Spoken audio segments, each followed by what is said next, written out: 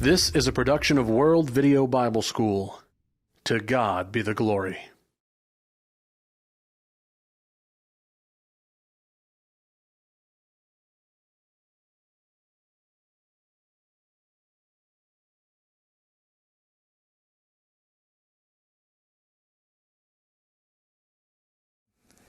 And that brings us to the final major point in our study of the authority and the inspiration of the Bible.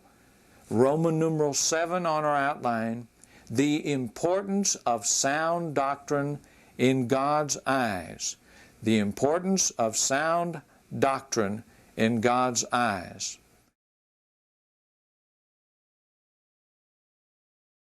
You might ask, why are we going to study that subject? Well, first of all, we're going to study it because it's part of God's Word, and it's very important.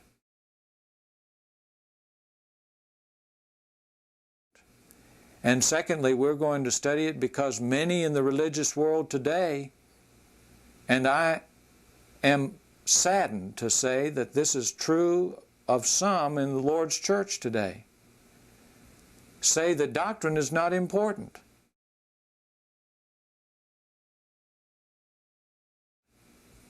That it really doesn't make any difference what doctrine you believe or teach or practice. Just be sincere in your heart. Try to please the Lord.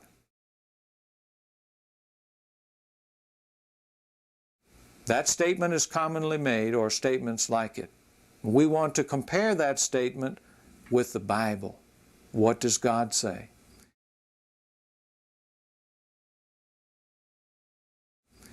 I'd like to first go to a chart to look at a summary of the major points we're going to study on this particular subject, to give us an overview of what we'll see in this section.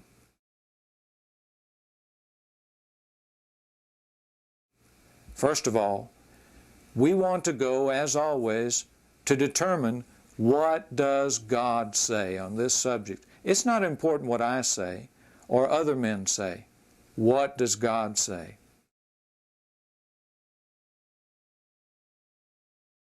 Secondly, we want to answer the question, what is sound doctrine? We're talking about the importance of sound doctrine. We want to identify what it is.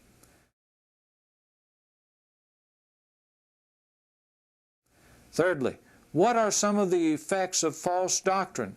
If false doctrine is not so bad as people think and say, then the Bible would say not very much about it. But what does the Bible say? It has several effects.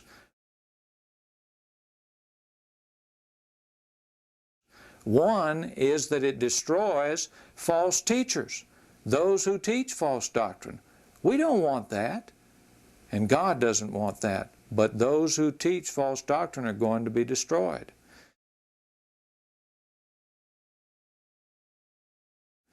Secondly, it destroys those who believe false doctrine. In other words, it's not just the false teacher who's in trouble with God, but those who believe false doctrine.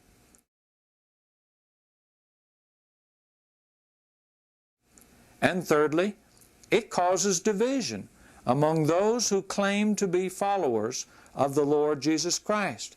We just look at the religious world today and see that that's true.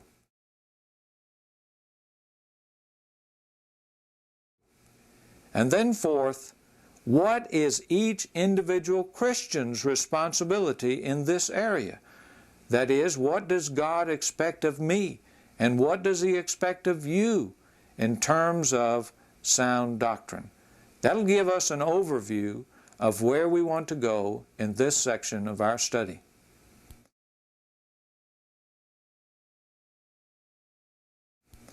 Now, let's look at our first point in our study of the importance of sound doctrine, and that is to analyze the question, what does God say on this subject?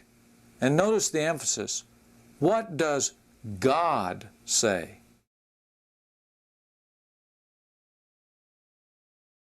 That's what we want to study. That's always the important question of life. What does God say?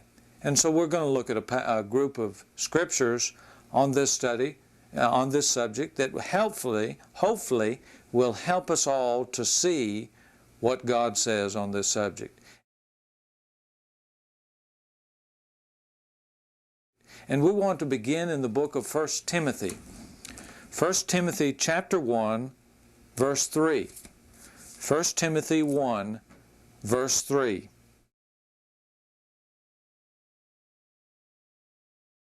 Here Paul says to Timothy, "As I urged you when I went into Macedonia, remain in Ephesus, that you may charge some that they teach no other doctrine."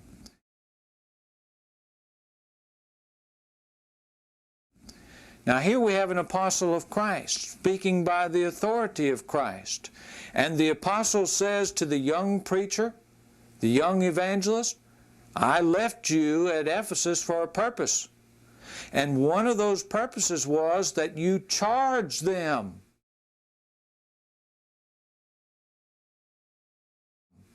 The word translated charge means command. So a command by the authority of an apostle of Christ.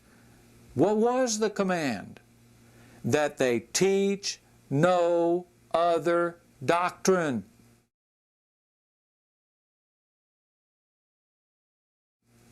Now, does that sound like to you that it's important to God what is taught? It certainly does to me. I don't think the Lord could have made it any more clear for us.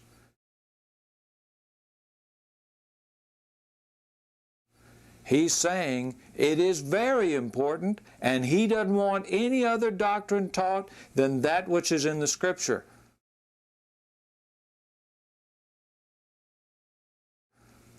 When some people hear that kind of thinking or those kinds of words, they often say, "Well, that's really narrow-minded on your part to think like that.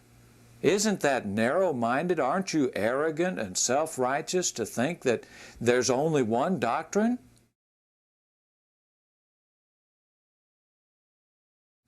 Well, let's answer that question by going to the Bible. Maybe we can learn something that will be very helpful to us in dealing with others.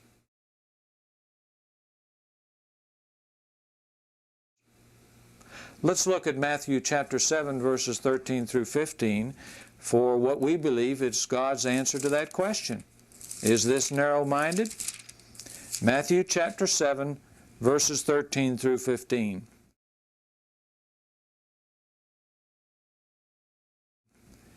"Enter by the narrow gate, for wide is the gate and broad is the way that leads to destruction, and there are many who go in by it.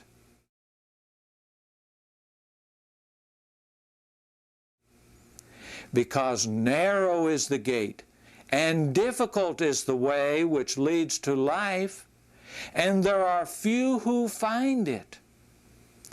Beware of false prophets, who come to you in sheep's clothing, but inwardly they are ravenous wolves."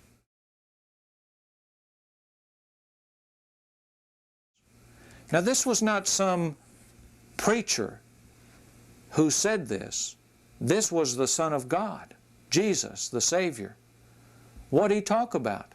He talked about there are two ways, and each person is walking in one of those two ways.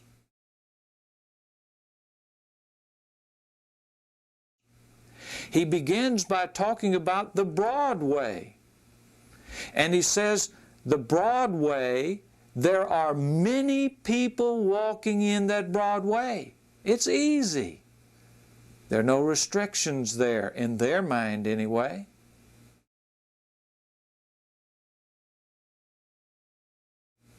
But what is the ultimate end of those who walk in the broad way? Jesus says it's destruction.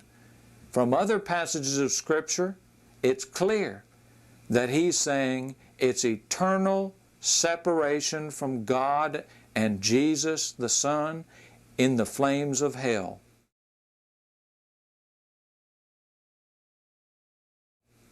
2 Thessalonians 1, 7 through 9 is a good passage to put down as a cross-reference. So there is the broad way. Many are walking in that way, and it leads to destruction. But our Lord's exhortation to you and to me is don't walk in that way.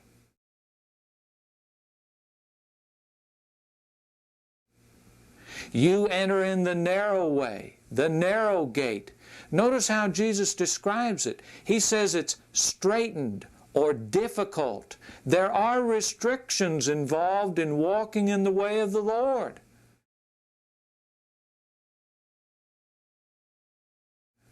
There is a narrow path that He wants us to follow. That's the words of the Savior. I'm not making that up. And notice how many He says there are in that narrow way.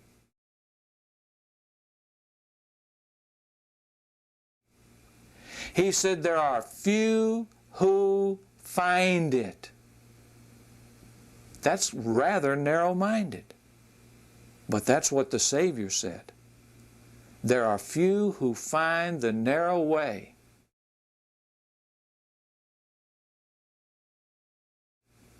They're the ones who are searching for it. They want to know what God's will is and to do God's will to the best of their human ability. And they recognize that there is a right way and there is a wrong way according to God.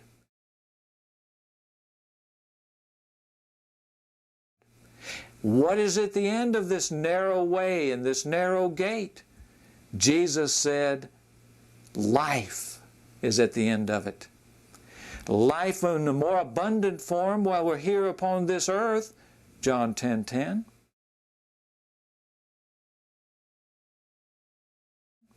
And eternal life in heaven if we're found faithful at the point of our death. Revelation chapter 2, verse 10.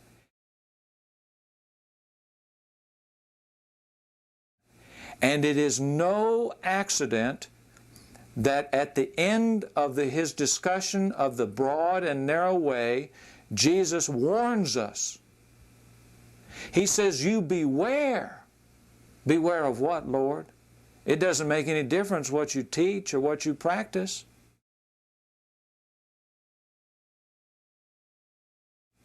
That's not what Jesus said. Beware of false prophets. What is a false prophet? He's one who teaches that which is contrary to the Word of God. He's one who is going in the broad way, who has left the restrictions imposed by the Word of God.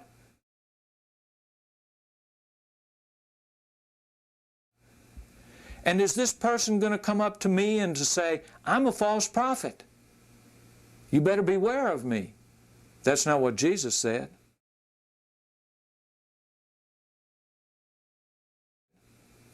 Jesus said, they'll come to you in sheep's clothing. A sheep is an innocent, harmless animal in most cases, not going to do any harm in anyone. So what's the Lord saying? They're going to appear to be religious.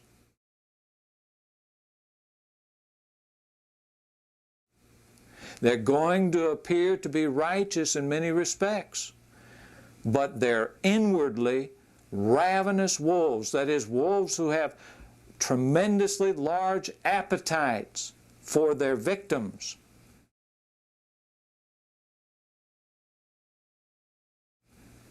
So Jesus said, you be careful.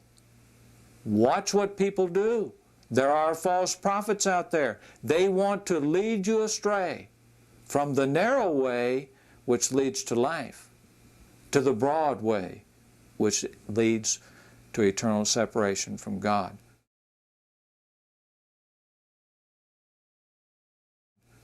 So is it narrow-minded to teach that there is no other doctrine that is acceptable to God but the Word of God? No, it's not. Not in the sense that people use it. That is, that it is a prejudiced or arrogant way. That's the way of God.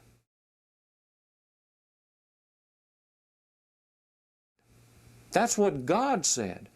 We didn't make these words up.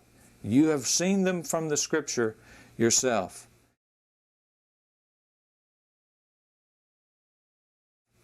And then in this same context, in verses 21 through 23 of Matthew chapter 7, the Lord talks about not everyone who comes to Him and says, Lord, Lord, shall enter into the kingdom of heaven, but he who does the will of the Father who is in heaven.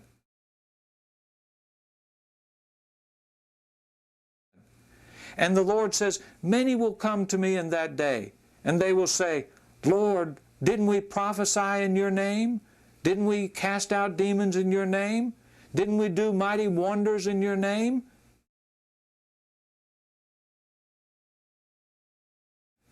And Jesus will say, depart from me.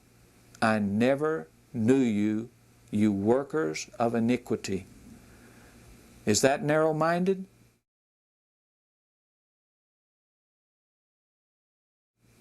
The Lord said there are lots of people who are going to be crying out, Lord, Lord, and who have claimed to have worked miracles, who have claimed to do many things by the authority of Christ.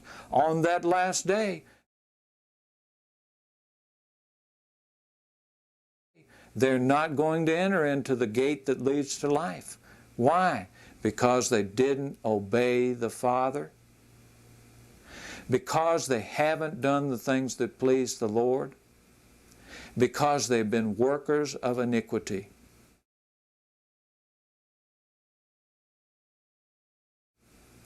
Yes, the way of God is a narrow way, not because some man said so, but because God said so in His Word.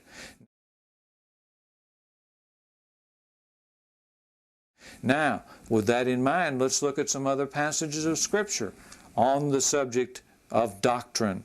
In the book of Matthew, in the 15th chapter this time, in verse 9.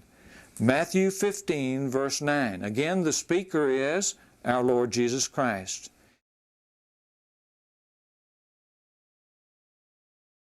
He said, and in vain they worship me, teaching as doctrines the commandments of men. Do you mean to tell me that I can go through the acts of worship and that worship be vain?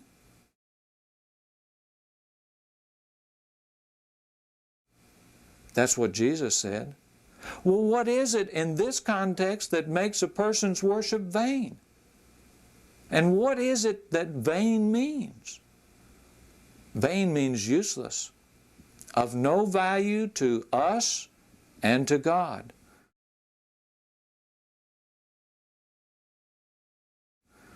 Well, what is it that makes our worship useless in this context? He said they teach as doctrines the commandments of men. That is, they have substituted what men have said for what God has said in the way of worship.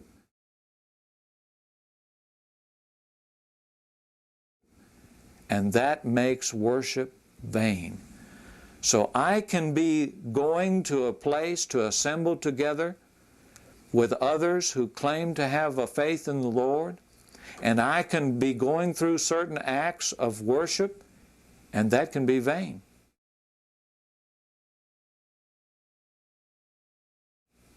And it's vain if it's done according to the doctrines and commandments of men, rather than the Word of God. Is doctrine important? I believe that passage of Scripture shows us very clearly it is.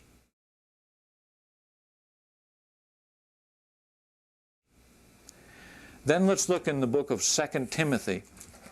2 Timothy chapter 1, verse 13. 2 Timothy 1, verse 13. And here God said through Paul, hold fast the pattern of sound words which you have heard from me, in faith and in love, which are in Christ Jesus.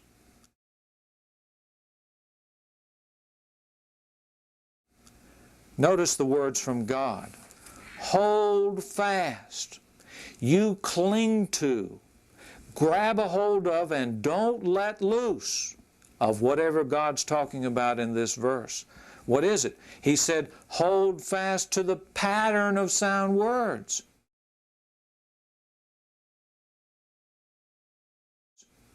Now there are people today who say there is no pattern. We don't go to the New Testament of Christ to find a pattern for the organization of the church, for the worship of the church, for the way we ought to live our life. That's a lie.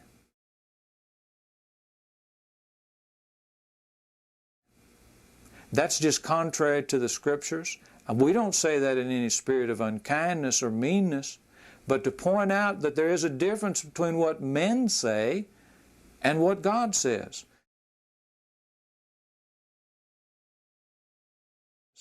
God commands us to cling to the pattern of sound words, sound doctrine. And He tells us that those words are the words spoken by Paul and the other apostles and prophets of our Lord and Savior Jesus Christ.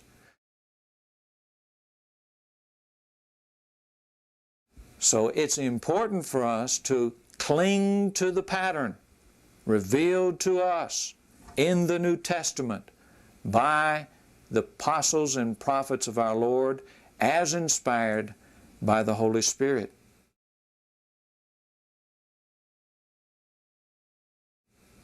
Then in 2 Timothy, the 2nd chapter, 2 Timothy chapter 2, verse 15.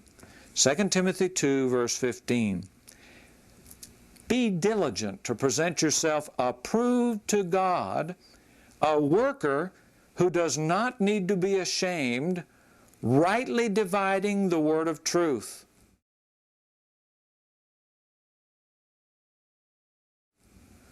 Again, we have very strong words from God. He tells us to be diligent. That means you give great energy to this project. You work very urgently on whatever I'm telling you in this verse.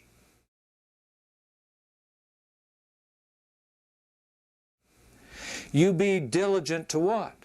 To present yourself approved to God. That's what all of us should be seeking for, the approval of God. And we want to present ourselves approved unto God. How do we do that according to this verse from God?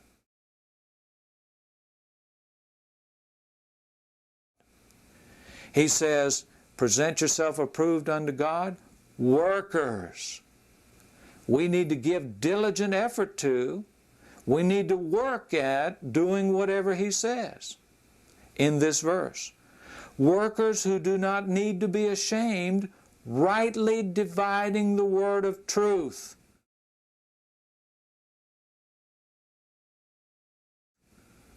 That's how we can present ourselves approved unto God.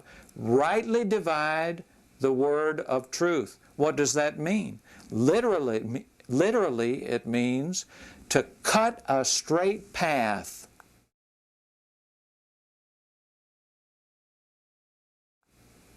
Don't deviate to the right. Don't deviate to the left. Don't add to God's Word. Don't take away from God's Word. That's how we can show the diligence, the effort that will result in our being approved by God.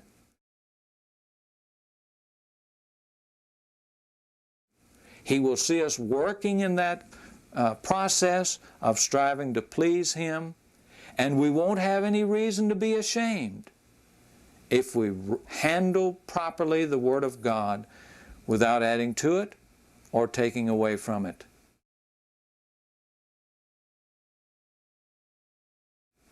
Is doctrine important? This passage tells us, just as the others that we've studied, yes, it is important. God says so.